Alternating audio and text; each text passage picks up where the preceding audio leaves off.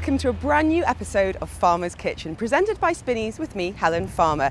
Whether you're watching or listening, this is your multimedia programme for all you foodies out there. So let's find out what we're cooking on Farmer's Kitchen.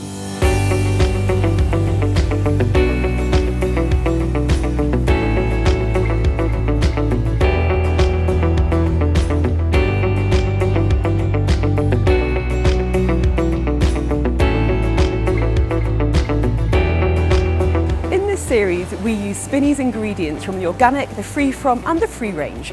It's all about bringing them together with a fantastic chef and create something truly special in the kitchen.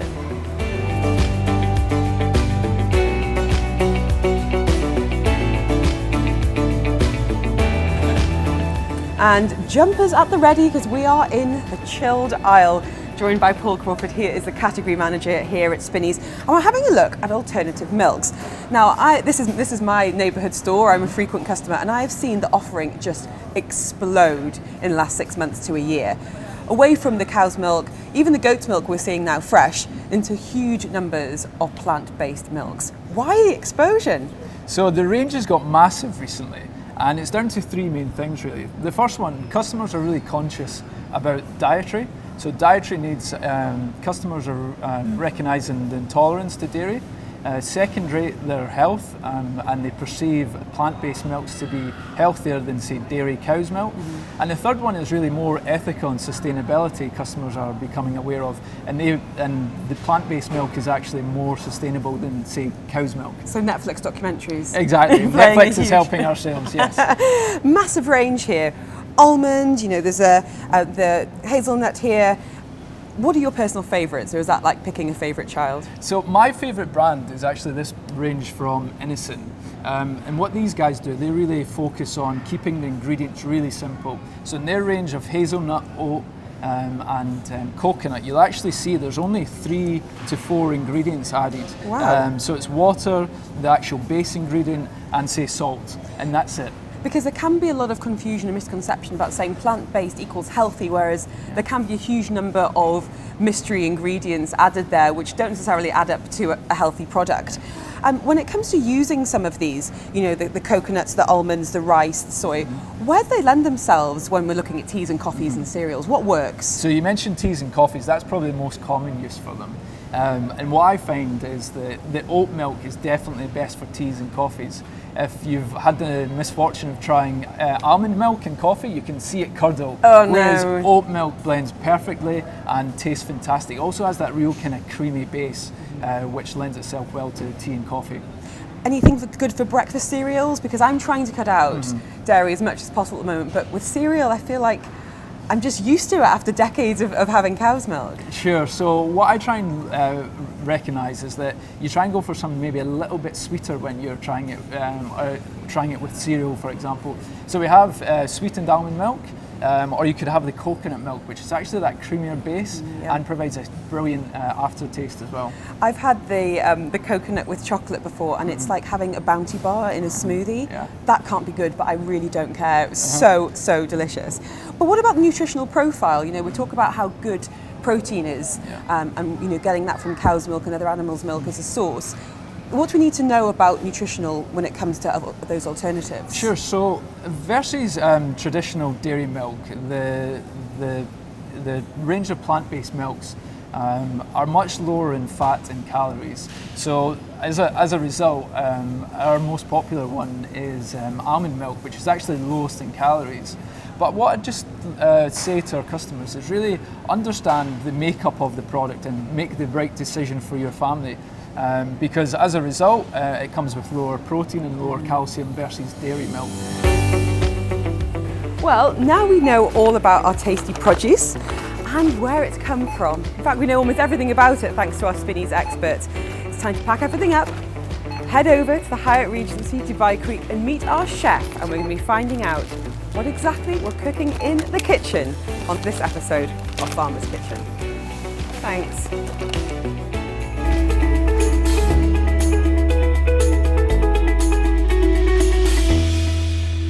Great to have you with us on Farmer's Kitchen, presented by Spinneys, with me, Helen Farmer, here on Dubai Eye 103.8.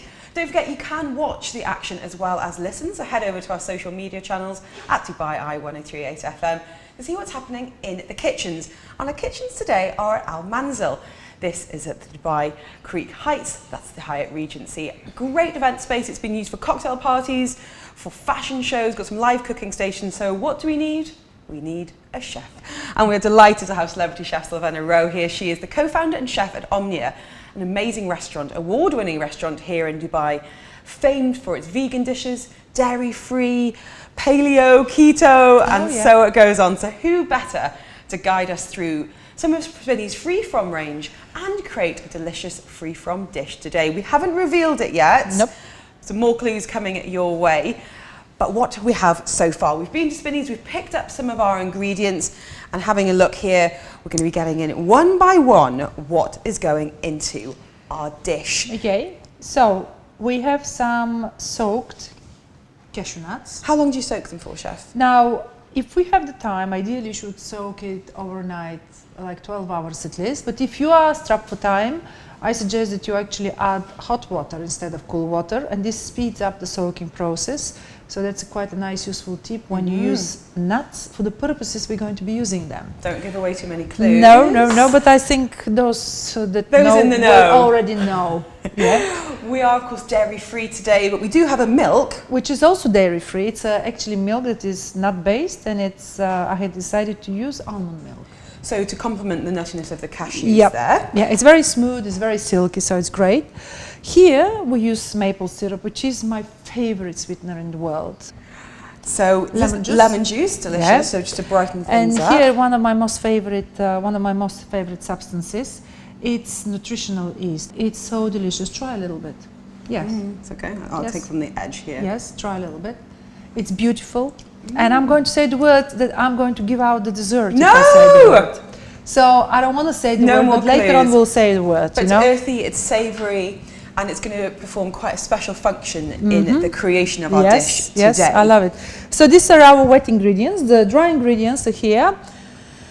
And here we have oats, my favorite ever. This is another superfood. It's the original superfood. And again, it's very important when you get oats to be good quality, because they need to remain still crunchy but to be soft when you cook them or when you finish with them, whatever. In our case, we won't be doing much cooking today. Pecan. Pecan, because this recipe requires pecan nuts. Normally you can use walnuts, but walnuts are a little bit more oily, although walnut is my favorite nut. But in this recipe, pecan, dates. Of course, we're here in the UAE. Very nice chunky vanilla with salt. So what form does this vanilla come in? Oh, wow. Yeah, I mean, the good thing about Spinneys again is that they have different types of vanilla.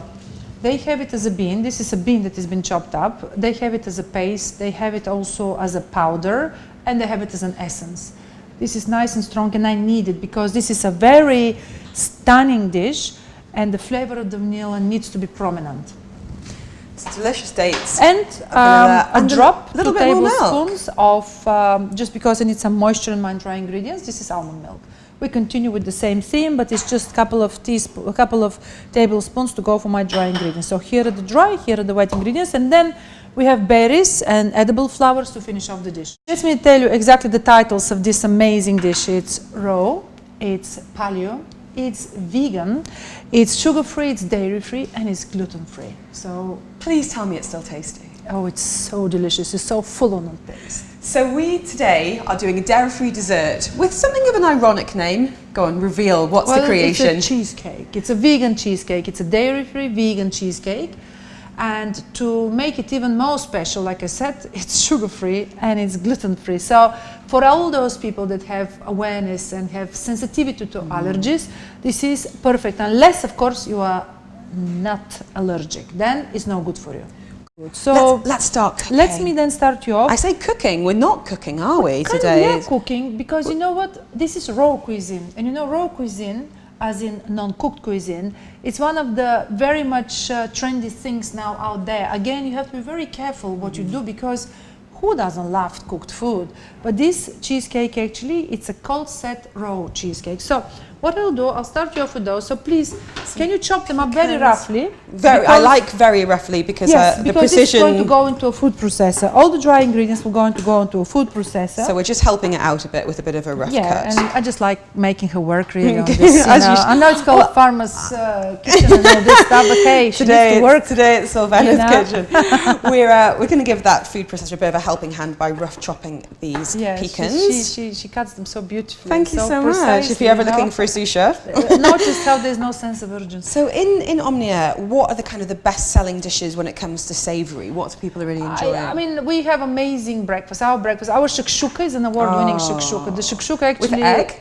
Yes, we make it with egg, but we have a vegan version as well. Really? With How does avocado. that? Oh, with interesting. avocado. So basically, it's like something that is very delicious, very special, and it wins always a Time Out Shakshuka award. So there isn't I would love to be a judge of a shakshuka award. Shakshuka in Dubai than Omnia Shakshuka. Take this for nothing. So then we also have amazing fish. We always have very fresh fish, always local fish. And where in Dubai is the restaurant, chef? It's in Fishing Harbour 1. So you're right where the action is when it comes to seafood. Yes, absolutely. Yes. Oh well, you've done very well. Thank you so much. I think I may take Helen to work in my kitchen. Steal me away from the studio. Yes. So we've got our component ingredients for our vegan cheesecake, and let's just have a quick look. So we've whizzed this up in the blender. This is our dry ingredients, so our pecans, our dates are in there as well, and what else has gone in? Oats. Oats, pecan, dates, a little bit of for moisture, the almond milk, and then we have the vanilla and the salt. Can I have a little taste? Yes, this is superb. I mean, really, you're in danger of eating that on its own. Okay, I'll have a spoonful and you can take it away from me. I will. It's very good. It's very delicious, and of course, it's sugar-free. That's And it's delicious. dairy-free, and it's gluten-free. Yeah. So we're going to be packing this down to make our vegan cheesecake in That's a right. jar. I Yeah. can eat that by the spoon. Yes, I told you, I told you. So really try and do about a third of it now and pack it up and then use your fingers to kind of press it gently. So we've got these small little mason jars, but Yeah. could you do this out You of can a do jar? it in cups, you can do it in cups, you can do it in a big tray, it doesn't matter, because if you do it at home in a big tray, you can actually slice it, and with a spatula you can actually kind of spoon it underneath. So if I push and this go. down, Push with your fingers. I can use my fingers? Yeah, I have push clean your fingers. hands, I Exactly. promise. Well, we're in the kitchen. We Hands should always do. clean, yes. So pushing that all the way down, and That's it right. is so moist. That's from, Yes, as you the said, dates.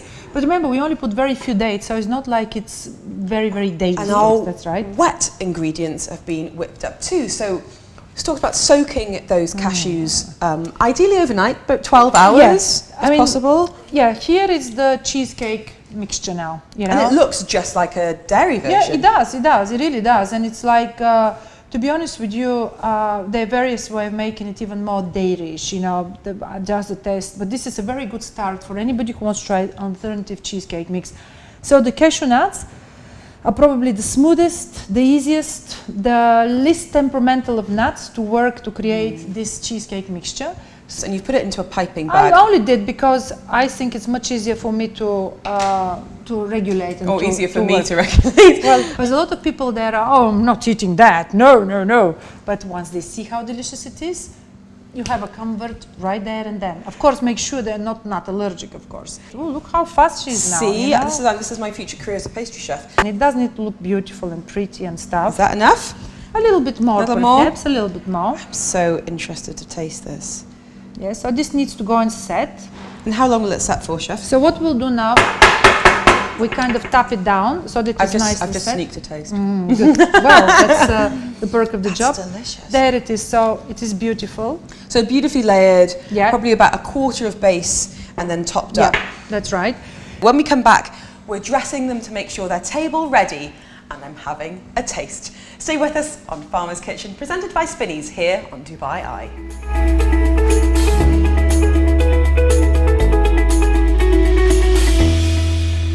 So Silvena, what is left to do? We've packed down our base, we've used the piping bag to put in that lovely cashew cream. What is the finishing touch? I mean, really, we have lots of berries here. Like we said, you can use any fruit you love. I just decided today to use berries because It's very beautiful. They're crimson, they're delicious, bright red on white virgin snow, so it's absolutely stunning. So if you would like, you can start. So we've got some much is raspberries like in the here. Yes. So slicing It's these. a gorgeous. I mean, the quality of this raspberry is phenomenal, and I will tell you, we are so lucky here in Dubai that in the middle of the desert we have flown, courtesy of Spinneys, of course, such a delicious raspberries and super fruits juicy. and berries. I love the quality, I have to say, I really do, especially on the cherries as well nowadays. Figs, you know. So, you're doing very well. You're cutting very nicely. Thank you so much, Chef. So we've got some raspberries, we've got some knife skills, blueberries under the expert tutelage, and we've kept a few pecans left aside too. which I will now sprinkle on the top. So getting that texture as well. Yeah, just a bit of crunch. It's gorgeous. And then we are going to add some of our edible flowers. Now, I've never used edible flowers before, and I'm seeing them more and more, including on the shelves at Spinneys. They've got little pots, and these, are they pansies? They have varieties, you know, different varieties of pansies are the most common ones. Rose is the most common edible flower. The petals, you can slice them, you can infuse them, you can actually sugar coat them. Yeah, I've seen that crystallize crystallized. them, you know, it's very beautiful, but you can crystallize those as well. And the thing about edible flower is that they do have to be edible, because you cannot add non-edible item on a plate. Whether you want to eat it or not is up to you, but if you eat it, it will not harm you. This is the idea. And I'd love to put, I mean, Japanese use chrysanthemums, you know, which are also edible, but they have varieties and varieties. What is also very smart is the edible flowers of the herbs. Like, for example, the chive have a gorgeous purple flower. Thyme has an amazing flower, and I often see those on herbs left. So those do not throw away. They're the most potent concentration of the herb itself.